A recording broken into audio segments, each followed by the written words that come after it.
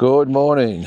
Welcome to Walking Boxing. It is Tuesday, April 29th, 2025. And it's a little bit crisp this morning. I think the wintry weather is starting to kick in, which is good because there's not many people around and you can sort of walk in peace and obviously get videos like this done without running into people and dogs and everything going on. So it has been raining too, which makes it even better, but a beautiful morning for a walk anyway with Neil. Good day yesterday actually on the boxing front as far as content goes. I spent 3.5 hours in the studio chair yesterday. I had an hour and a half in the morning with D-Style, which was great on his channel, and then 2 hours last night on Talking Boxing, which was a really good session. I just love sort of talking boxing with everyone out there, hence the name, of course, Talking Boxing. But it's just really good to get people's opinions on things. And look, there's a lot of content out there as far as different channels go, and it's good that they talk about the fight, they give the reviews, they might interview people, which is good. There's always room for that, but it's not really my thing. I really love actually interacting with other fight fans and hearing what they have to say. I mean, everyone's an expert out there on these YouTube channels these days, and maybe I've been accused of that myself, whatever, but they're self-proclaimed experts, by the way. But yeah, it's good to hear those comments and look at those types of videos, the professional ones. But as I said, I really like actually talking to the fans and just seeing what they have to say. They're the ones that are out there in boxing land taking all this in and interpreting it in their own way. So it's good. And as always, everyone with plenty to say and some differing opinions, which always makes things interesting, doesn't it? But first of all, on this day in 1994, Mexico's Miguel Angel Gonzalez defended his WBC lightweight title with a 5th round knockout of Jean-Baptiste Mendy.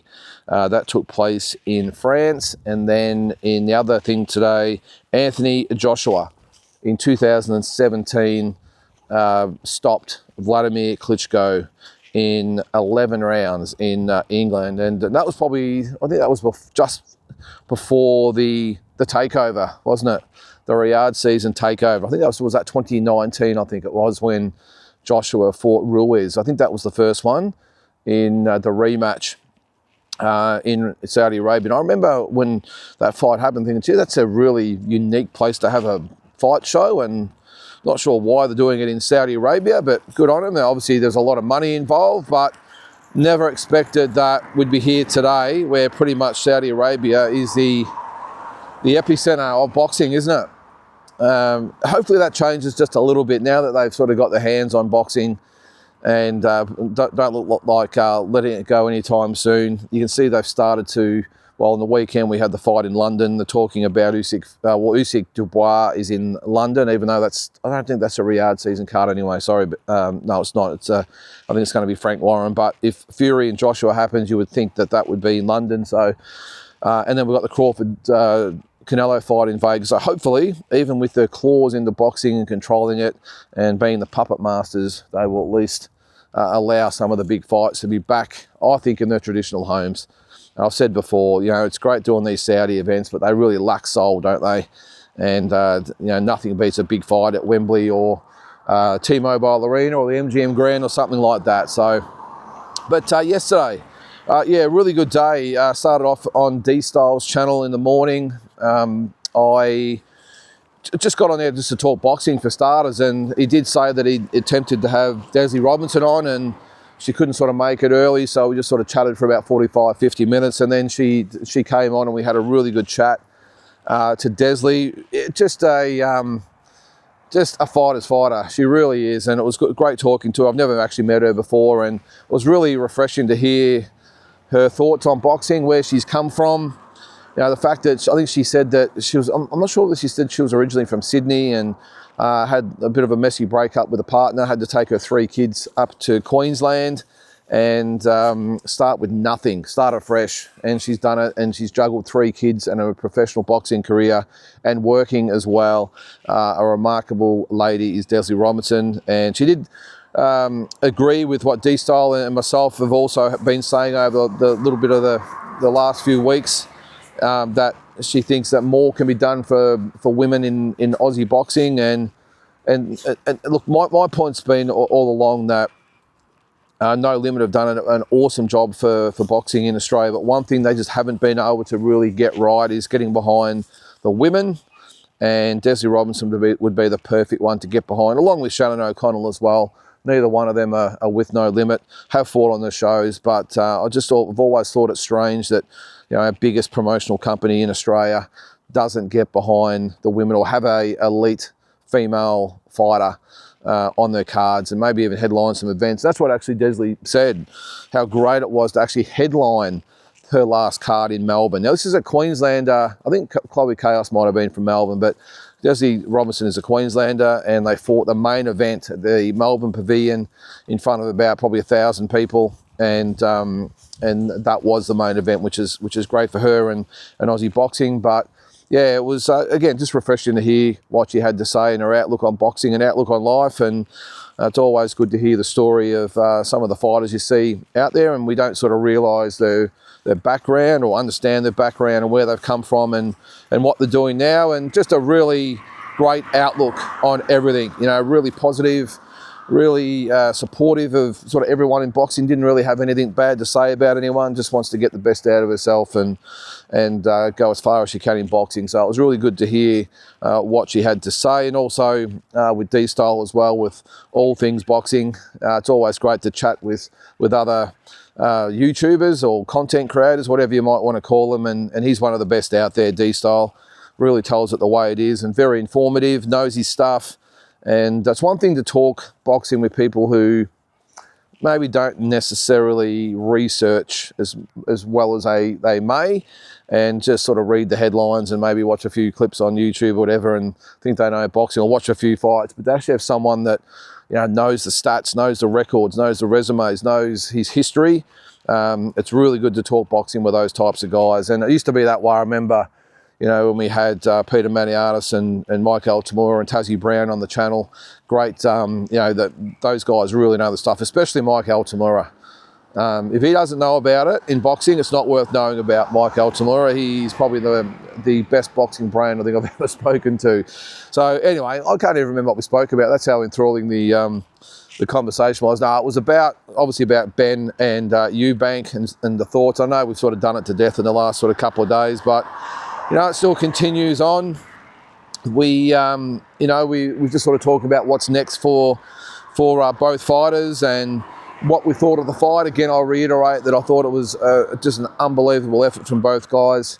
Chris Eubank, I thought, was a clear winner, 8 rounds to 4. And I suppose my doubts were whether Conor Benn can replicate that performance, especially against some of the other elite 147s. Not that I think he's elite, but some of the other 147 pounders out there, the 154 pounders, I'm just not sure whether he marries up to any of those guys and gives them a good fight. But you can't take away his heart, his determination, and just his ability just to hang with the bigger man in Eubank, who fought through adversity as well, didn't he? With the weight cut and all that sort of stuff, and everything going on around him. And it's I think overall it was a great event, and that's probably what we spoke about more last night on Talking Boxing as well. A lot of people with different opinions. I think some people had it closer than what I had it. So I think some people actually had it a draw, which surprised me. Because as I said, watching it back a second time, I thought it was, on the day, well, watching it live, I thought it was 8-4. Maybe 7-5, a couple of close rounds in there. But I thought all the rounds that Ben won, apart from maybe a couple early, were very, very close rounds that could have gone either way. The other rounds I thought Eubank sort of dominated. But watching it the second time, I was clear cut that it was 8 rounds to 4. Mate, look, maybe even 9 rounds to 3 if you're really cutting it right down. I just thought Eubank was the dominant fighter. But anyway, each to their own. Everyone had their own opinion. But the big the main talk of the whole session was what next for both fighters. A little bit like with the D-Style chat as well, but this time coming from the fans. A lot of people wanting the Boots Ennis fight. No, I just don't think that ends well for Conor Benn. I think Boots Ennis would be just too much of everything for Conor Benn. I think his skill, he can punch boots, and the way that Conor Benn leaves himself open, I just think he'd be counter-punched all night and probably stopped later on in the fight by Boots Ennis.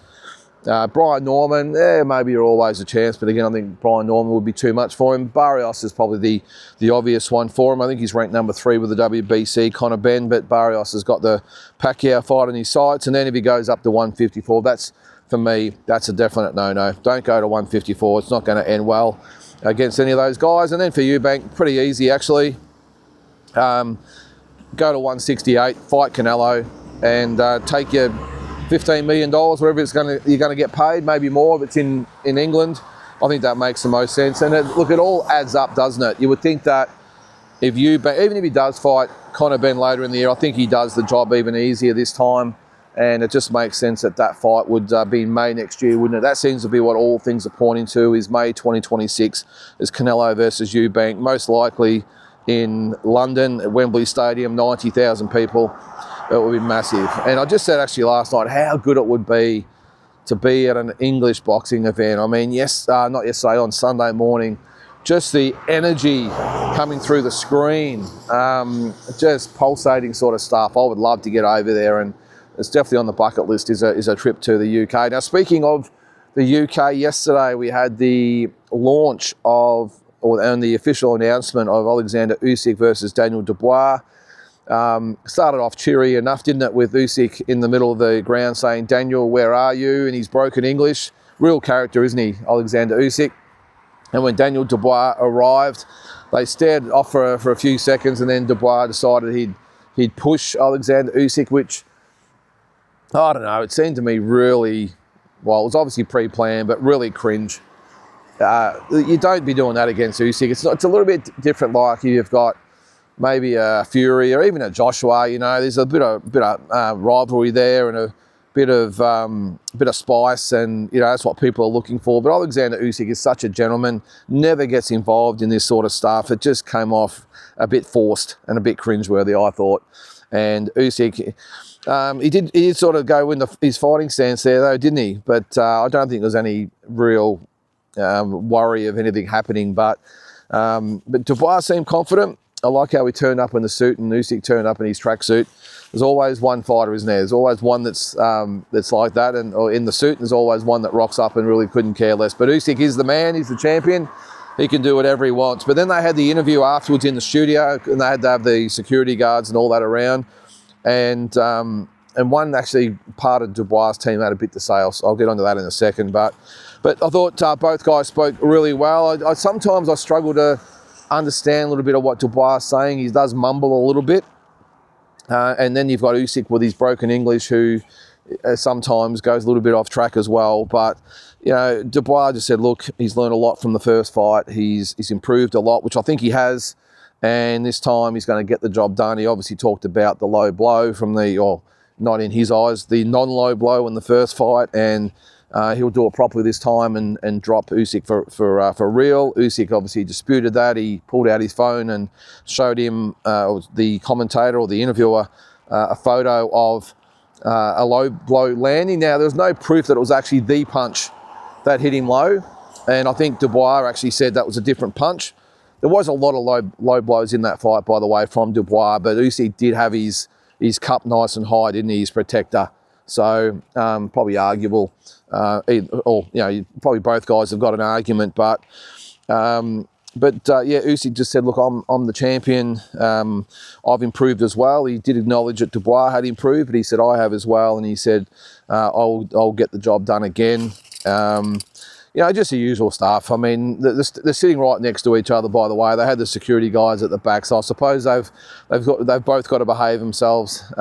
Being that close, we've seen it in the past where fighters have got into it at those types of interviews, haven't we? But yeah, just the usual stuff was said. But the interesting stuff was, for me, was out the back. I don't know whether it was before or after.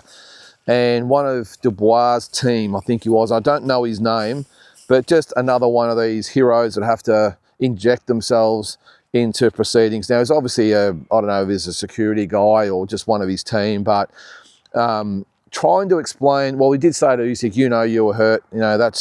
you know, that was, you know, you were, it was a proper knockdown and blah, blah. And Usyk's trying to be polite and trying to, you know, explain the situation. I mean, he could have said to this guy, who the hell are you? You're a nobody, piss off. A little bit like Billy Joe Saunders the other day. Just say, mate, piss off. Who are you to talk to me? But he was polite. He tried to explain himself. He actually showed him the picture as well. But this idiot who obviously then had to tell everyone about his credentials and how many rounds he'd sparred with Joshua and Fury. And although when he was asked how many fights he'd had, he shut up pretty quick.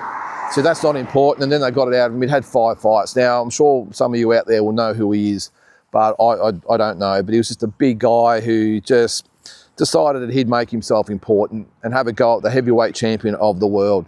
And I'm just thinking, mate, just sit down, you idiot. It's not a little bit, not like Billy Joe Saunders, who is somebody and is, you know, has every right to say what he wants to say. I mean, I don't know if you saw it the other day at the door of Chris Eubank Jr., where he was told or asked by Conor Benn to go and inspect the wraps, and got to the door, and another hero security guy decided he would make himself famous by having a tit for tat with Billy Joe Saunders, who could have decked him with one punch. I can't believe these guys who, especially this guy with Billy Joe Saunders, who actually probably thought he, you know, well, I've got a security badge on, I must be able to handle myself, when you would go up against a former world champion who could literally just knock him out with one punch. They get a little bit ahead of themselves, these guys, and I think just because they're big that they can fight.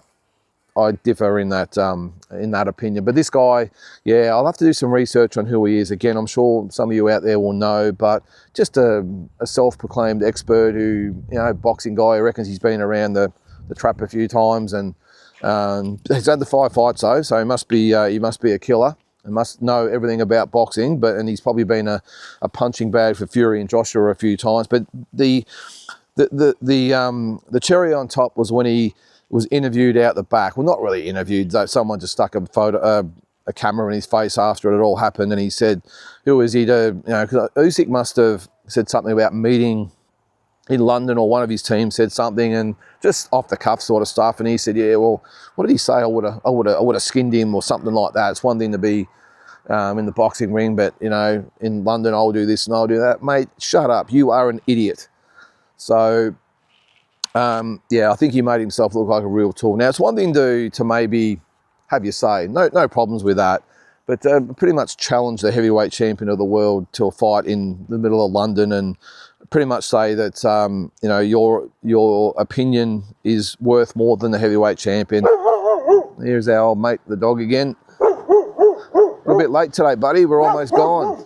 Normally he's onto us before this. But anyway, that was the day. Shut up, mate. Shut up. Come on, let's go. Come on. But that was the launch of the card yesterday, so, or the big fight yesterday. So July 19 at Wembley Stadium. So the fight itself, I'm sure, will be fantastic. The other thing I did see was Tyson Fury. What was he on his social media again, with this time with Sugar Hill. So that will be interesting to see when that fight gets announced, because he actually looked in pretty good nick. I'm not sure how recent it was, but he looked in pretty good spirits as well, which is what you need with Tyson Fury. It's one thing to be in shape physically, but if he's in shape mentally, then you know, you never know what he can achieve. And it looks like later in the year we're going to get Joshua and Fury to go along with Usyk and Dubois. So a big year of heavyweight boxing coming up. And this weekend, of course, we've got the 3 big fights. We'll preview all those a little bit later in the week. And we've also got the Fight Week show on Thursday night with Daniel Smart and Anthony Cox, the 2 media scribes, boxing journalists. We'll have them on to talk about all things this weekend's fights as well. So guys, that's going to do it for today. I know not overly exciting, but it's probably just in between things at the moment with the Eubank Benn fight and the other fights coming up this week. But we'll keep on top of it, and we'll talk a bit more about it tomorrow on Walking Boxing. So guys, have a great day, and we'll catch you tomorrow.